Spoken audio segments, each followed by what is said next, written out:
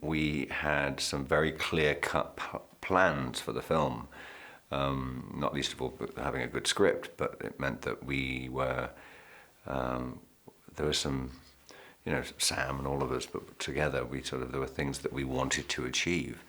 And I genuinely feel like we've sort of achieved them, and thankfully many, many more. You have to take the time and the effort to find the right people who are enthusiastic, who are not here just to sort of do a turn and leave. And we've just been blessed with every character, whether it's Rory or it's Ben or it's Ola, and I'm just, not forgetting Ray Fiennes and Javier Bardem, Judi Dench. I mean, and then the casting of the girls with Naomi and Berenice, finding two exceptionally beautiful girls who are very serious actresses and are,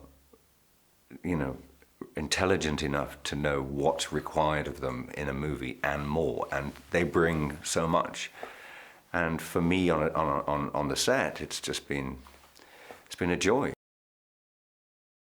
There's a style, and there's a style we've been going, whether it's Gianni, the costume designer, or the sets, Dennis's sets. There's a kind of a color palette that Roger Deakins has been using.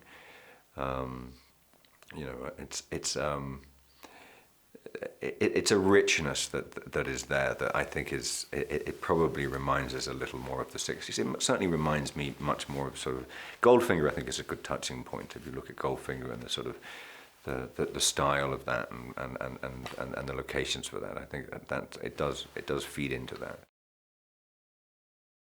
Gary Powell's come back in. We've got Alexander Witt on second unit, and that sort of combination means that we're going to sort of do something special. And all of us, and Gary especially, has sort of had has felt the need that we need to push this movie as far as we could. And we've always relied on the fact that we do things for real in Bond movies, and that's just the way it is. And if there's CGI, it's just to help out as opposed to sort of creating the scene. And I think standing on top of a train, traveling at 50 kilometers an hour, fighting with Oliver Pace, going over a 300-foot drop was probably a standout moment.